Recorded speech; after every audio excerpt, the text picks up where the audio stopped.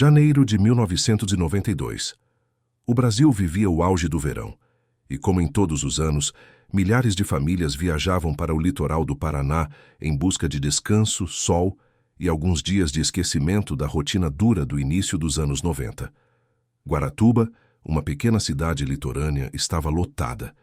As ruas estreitas fervilhavam de turistas, crianças correndo, vendedores ambulantes gritando ofertas, carros estacionados de qualquer jeito e um clima típico de carnaval fora de época. Para quem olhava de fora, aquele parecia o cenário perfeito para férias em família. Mas foi exatamente ali, em meio a essa sensação coletiva de segurança e normalidade, que um dos desaparecimentos mais perturbadores da história do Brasil aconteceria. Leandro Bossi tinha apenas 8 anos de idade. Era um menino comum como tantos outros. Pequeno para a idade, magro, cabelos escuros, olhar curioso e uma energia que parecia inesgotável. Ele estava em Guaratuba com a família, hospedado em uma casa simples no bairro Brejatuba, uma região tranquila, próxima da praia e cercada por outras casas de veraneio. Para os pais, aquele ambiente parecia seguro. Era o tipo de lugar onde crianças brincavam na rua, onde vizinhos se conheciam pelo rosto e onde ninguém imaginava que algo realmente grave pudesse acontecer em plena luz do dia.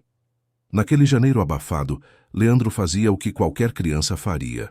Brincava, entrava e saía de casa, corria pelas calçadas, conversava com outras crianças da vizinhança.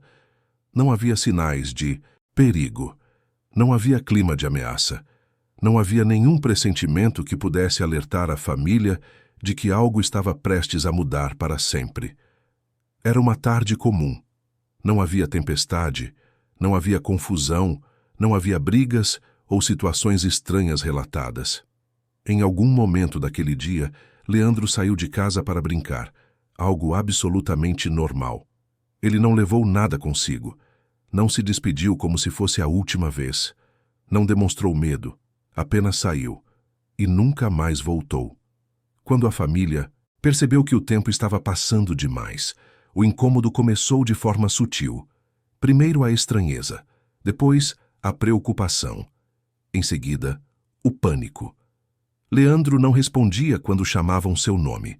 Não estava na casa de amigos, não estava na rua, não estava em lugar algum. Guaratuba, que horas antes parecia acolhedora, começou a se transformar em um labirinto de perguntas sem respostas. A família correu pelas redondezas, perguntou a vizinhos, comerciantes, turistas. Ninguém sabia dizer exatamente quando tinha visto Leandro pela última vez. Alguns diziam tê-lo visto andando sozinho, outros não lembravam de nada, e muitos simplesmente não tinham prestado atenção. Afinal, crianças andando sozinhas pelas ruas naquele contexto não era algo incomum. A polícia foi acionada. No início, o desaparecimento foi tratado como muitos outros. Uma criança que pode ter se perdido, se afastado demais ou ido atrás de alguma brincadeira. A hipótese de sequestro não foi imediatamente considerada com seriedade. Não havia testemunhas claras, não havia sinais de violência, não havia gritos, não havia luta, não havia nada. As horas passaram, depois veio a noite, e Leandro não apareceu. O desespero tomou conta da família. A sensação de impotência se espalhou como um veneno silencioso. Cada minuto que passava tornava a situação mais grave. A ideia de que uma criança pudesse simplesmente desaparecer em uma cidade cheia de gente parecia absurda e, ao mesmo tempo, assustadoramente real. No dia seguinte, as buscas começaram de forma mais intensa. Policiais, bombeiros, voluntários e moradores se uniram para procurar o menino. Ruas foram vasculhadas, terrenos baldios foram examinados, casas abandonadas foram abertas. A mata próxima à região começou a ser explorada. A praia foi observada. O mar, considerado uma possibilidade terrível, também entrou nas hipóteses iniciais. Mas Guaratuba não devolvia Leandro. O caso começou a chamar a atenção da imprensa local.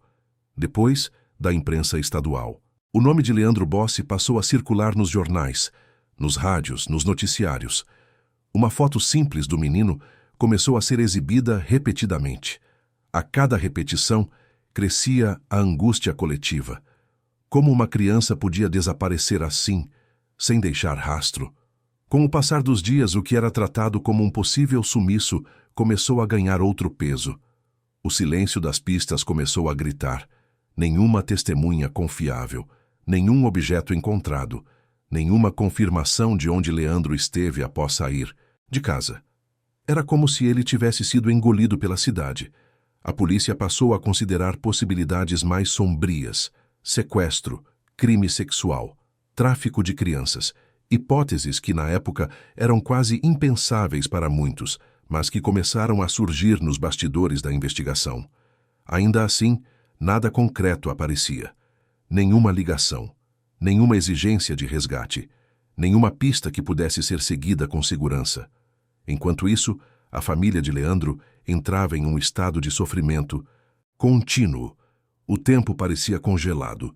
Cada barulho parecia um sinal. Cada criança na rua lembrava o menino que não voltava. O que deveria ser uma temporada de férias se transformou em um pesadelo interminável. E sem que ninguém percebesse exatamente quando, o desaparecimento de Leandro Bossi deixou de ser apenas um drama familiar e se tornou algo muito maior. Um mistério nacional em formação. Um caso que começava a expor falhas, silêncios e perguntas que atravessariam décadas. Naquele momento, porém, ninguém sabia disso ainda. Tudo o que existia era uma criança desaparecida, uma família destruída emocionalmente e uma cidade inteira tentando entender como, em pleno verão, um menino de 8 anos havia simplesmente deixado de existir. E esse era apenas o começo. À medida que os dias se acumulavam sem qualquer sinal de Leandro Bossi, a investigação começou a entrar em uma fase mais tensa e desorganizada, algo comum em casos de desaparecimento infantil no Brasil do início dos anos 1990. Não havia protocolos claros. Não existia Banco Nacional de Pessoas Desaparecidas, não havia sistemas integrados entre estados, e muito menos o uso de tecnologias que hoje parecem básicas. Tudo dependia de depoimentos humanos, memória falha e boa vontade institucional. Guaratuba, que ainda estava cheia de turistas, passou a viver uma atmosfera de inquietação. Pais começaram a vigiar os filhos com mais atenção. Crianças deixaram de brincar sozinhas nas ruas. A ideia de que alguém poderia estar circulando pela cidade e sequestrando crianças começou a se espalhar em conversas baixas, olhares desconfiados e rumores que cresciam mais rápido do que qualquer informação oficial. A polícia intensificou as buscas.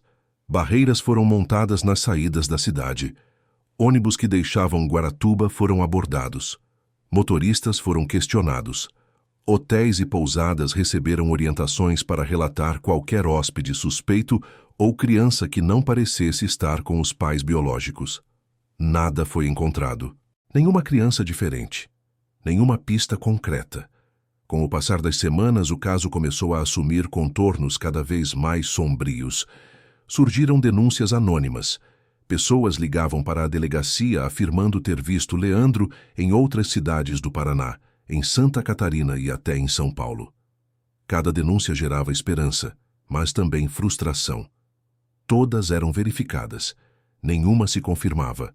A imprensa, agora nacional, passou a acompanhar o caso de perto.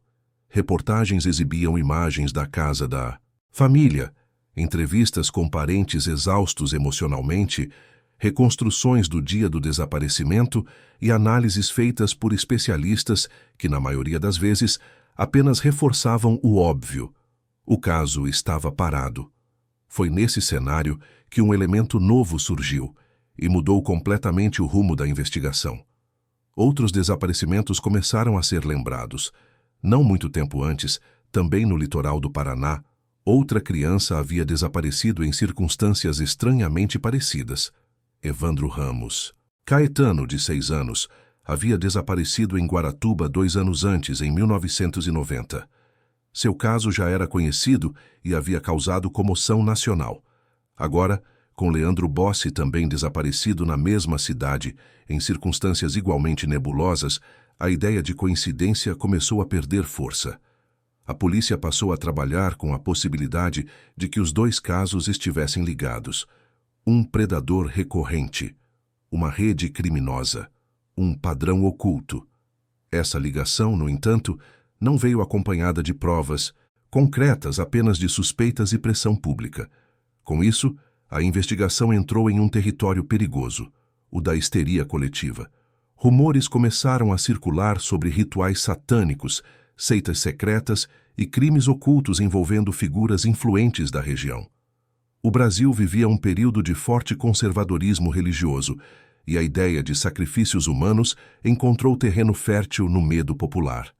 A polícia, pressionada por resultados, passou a seguir linhas investigativas cada vez mais frágeis. Pessoas foram interrogadas sem provas.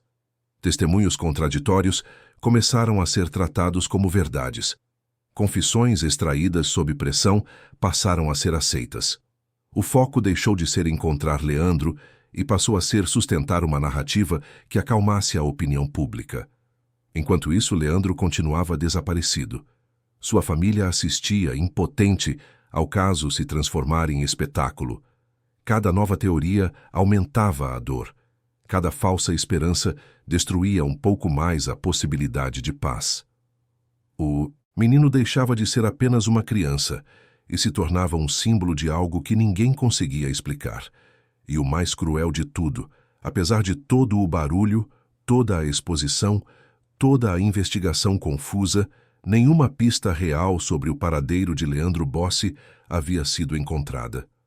O caso, longe de avançar, parecia estar sendo enterrado sob camadas de erros, suposições e decisões precipitadas. E sem que ninguém percebesse, o tempo começava a trabalhar contra a verdade. Se até aquele momento o desaparecimento de Leandro Bossi já era um drama familiar transformado em comoção pública, o que veio a seguir empurrou o caso para um dos capítulos mais obscuros da história criminal brasileira. A investigação, pressionada por resultados e alimentada por medo coletivo, cruzou uma linha da qual jamais conseguiria voltar ilesa. A polícia do Paraná passou a tratar os desaparecimentos de crianças em Guaratuba não apenas como crimes isolados, mas como parte de algo maior, mais organizado e, supostamente, ritualístico. A narrativa de um mal oculto ganhou força dentro e fora das delegacias. Em vez de buscar evidências materiais, o foco começou a se deslocar para suposições, crenças pessoais e denúncias frágeis. Foi nesse contexto que surgiram acusações gravíssimas contra pessoas específicas da cidade, muitas delas sem qualquer histórico criminal. Professores, funcionários públicos e até membros da elite local passaram a ser observados com desconfiança. Entre esses nomes estavam figuras que até então levavam vidas comuns e respeitadas. O caso atingiu um ponto de ruptura quando uma série de prisões foi realizada com base em depoimentos extremamente questionáveis. Pessoas foram levadas para interrogatórios longos, exaustivos e conduzidos sem garantias legais adequadas. O objetivo parecia claro: arrancar confissões que encaixassem na narrativa já construída. O Brasil ainda não falava abertamente sobre tortura policial naquele período, mas o que veio à tona anos depois foi perturbador. Interrogatórios conduzidos sob pressão psicológica intensa, ameaças, isolamento prolongado e métodos que hoje seriam considerados ilegais passaram a ser utilizados como ferramentas investigativas.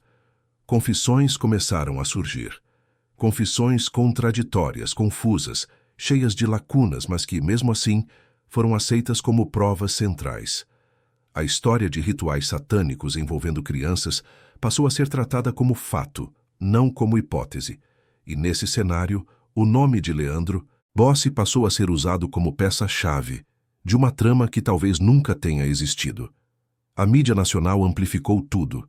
Programas de televisão exibiam reportagens sensacionalistas, misturando imagens reais com reconstruções dramáticas, trilhas sonoras sombrias e narradores que falavam em forças ocultas e crimes inimagináveis. A opinião pública foi moldada antes que qualquer julgamento fosse realizado. Enquanto isso, a família de Leandro assistia a tudo em estado de choque. O Desaparecimento do menino havia sido engolido por uma narrativa que já não buscava respostas, mas culpados. Ninguém falava mais em encontrar Leandro com vida. Ele havia se tornado um símbolo conveniente para justificar uma investigação desastrosa. O processo judicial que se seguiu foi marcado por irregularidades. Provas materiais praticamente inexistiam. Não havia corpo, não havia local do crime, não havia testemunhas confiáveis que colocassem os acusados com Leandro. Ainda assim, condenações começaram a ser construídas com base apenas em confissões frágeis e depoimentos inconsistentes. O mais cruel é que, nesse ponto, duas tragédias passaram a coexistir. A da família Bossi, que nunca soube o que aconteceu com Leandro, e a das pessoas acusadas, que passaram a viver um inferno jurídico e social por crimes que possivelmente jamais cometeram. Anos se passaram. Os acusados foram presos, condenados e estigmatizados. Guaratuba ficou marcada nacionalmente como uma cidade associada a crimes hediondos. O nome de Leandro Bossi continuava sendo repetido, mas não como uma criança desaparecida, e sim como parte de um processo que já parecia ter decidido seu destino sem nunca encontrá-lo. Com o tempo, no entanto, a poeira começou a baixar. Advogados passaram a revisar o caso. Jornalistas independentes começaram a questionar a investigação. Peritos apontaram falhas graves. As confissões não batiam entre si. Datas não coincidiam. Relatos mudavam conforme o interrogador. Nada era sólido. Décadas depois, a justiça brasileira reconheceu o que muitos já suspeitavam. O processo havia sido contaminado desde o início. As condenações foram anuladas. Ficou oficialmente reconhecido que não havia provas concretas de que os acusados tivessem qualquer envolvimento com o desaparecimento de Leandro Bossi. Mas essa reviravolta trouxe um vazio ainda maior. Se eles não eram culpados, então quem era? Se não houve ritual, o que realmente aconteceu com Leandro? Se a investigação seguiu o caminho, errado por décadas, onde estava a verdade? O caso voltou à estaca zero. Leandro Bossi continuava desaparecido, sem corpo, sem pistas, sem respostas. O tempo, mais uma vez, venceu a justiça. E enquanto os erros do passado eram finalmente reconhecidos, uma pergunta permanecia ecoando no silêncio. Será que a verdade ainda poderia vir à tona depois de tanto tempo? Ou ela havia sido enterrada junto com as falhas de quem deveria protegê-lo? Quando as condenações relacionadas aos desaparecimentos de Difumo, crianças em Guaratuba começaram a ruir, décadas depois, o caso de Leandro Bossi emergiu novamente como uma ferida aberta. A anulação dos processos não trouxe alívio imediato para ninguém. Pelo contrário, ela expôs algo ainda mais perturbador. Durante anos, enquanto pessoas eram acusadas, presas e julgadas injustamente, o desaparecimento real de Leandro havia sido deixado em segundo plano. A investigação original, contaminada por medo coletivo e decisões precipitadas, desviou completamente seu foco. Em vez de seguir pistas concretas sobre o paradeiro do menino, concentrou-se em sustentar uma narrativa que, ao final, se revelou insustentável. Quando essa narrativa caiu, não havia mais nada sólido no lugar. Os autos do processo revelavam um vazio assustador. Não existia prova material do destino de Leandro Bossi, nenhuma evidência forense, nenhum vestígio físico, nenhum objeto pessoal encontrado fora de contexto, nenhuma testemunha confiável que pudesse afirmar com certeza o que havia acontecido após aquele último momento em que ele foi visto. O que restava eram hipóteses. Uma das possibilidades mais debatidas passou a ser a de sequestro para adoção ilegal, algo infelizmente comum no Brasil das décadas passadas. Crianças pobres, em cidades turísticas, sem sistemas de controle rígidos, podiam simplesmente desaparecer e reaparecer em outra região do país com uma nova identidade. Não havia banco de dados nacional, não havia cruzamento automático de registros, não havia tecnologia capaz de rastrear essas movimentações. Outra linha sugeria que Leandro poderia ter sido levado para fora do estado, talvez até para fora do país. Guaratuba recebia visitantes de diversas regiões, inclusive estrangeiros. Um desaparecimento rápido, sem violência aparente, poderia indicar alguém experiente, alguém que sabia exatamente o que estava fazendo. Mas nenhuma dessas hipóteses conseguiu avançar além da especulação. Com o passar dos anos, investigadores que nunca haviam trabalhado no caso original tentaram reabrir os arquivos. Encontraram relatórios incompletos, depoimentos contraditórios e lacunas impossíveis de preencher. Muitas testemunhas já haviam morrido. Outras não se lembravam mais com clareza. Algumas simplesmente desapareceram junto com o tempo. A família Bossi envelheceu esperando. Os pais carregaram o peso de uma ausência sem explicação até o fim de suas vidas. Datas comemorativas sempre vinham acompanhadas da mesma pergunta silenciosa. Quantos anos Leandro teria agora? Teria filhos? Teria uma vida feliz em algum lugar? A cidade de Guaratuba também carregou essa sombra. Para muitos moradores, o caso se tornou um símbolo de tudo o que deu errado. Um lembrete de como o medo pode distorcer decisões, destruir vidas e ainda assim falhar em entregar justiça. Em determinado momento, autoridades chegaram a declarar oficialmente que não havia mais linhas investigativas viáveis. O caso de Leandro Bossi passou a constar como desaparecimento sem solução, sem causa determinada, sem conclusão. Um cold case no sentido mais cruel da palavra. O menino que saiu para brincar nunca voltou. O tempo passou, os culpados nunca foram identificados. E a verdade permaneceu em silêncio. Tudo o que restou foram perguntas sem resposta, uma história fragmentada e a certeza de que, em algum ponto do caminho, a oportunidade de encontrar Leandro foi perdida. O caso não terminou com um julgamento justo. Não terminou com um reencontro. Não terminou sequer com um corpo. Ele simplesmente ficou suspenso no tempo. E é justamente por isso que, até hoje, o nome Leandro Bossi continua sendo lembrado sempre que se fala nos maiores mistérios não resolvidos do Brasil. Com o passar dos anos, o desaparecimento de Leandro Bossi deixou de ser apenas um caso policial e passou a existir como uma ausência permanente. Não havia mais viaturas percorrendo as ruas, nem manchetes nos jornais, nem equipes de busca.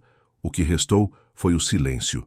Um silêncio pesado, que se instalou tanto na família quanto na memória coletiva do país. A mãe de Leandro viveu seus últimos anos sustentada apenas por uma esperança frágil, quase dolorosa. Ela nunca aceitou a ideia de morte. Para ela, enquanto não houvesse um corpo, o filho poderia estar vivo em algum lugar. Essa esperança não era ingênua. Era uma forma de sobrevivência. Aceitar qualquer outro desfecho significaria enterrar o filho sem sequer saber onde ele estava. O pai, mais silencioso, carregava um peso diferente. A culpa.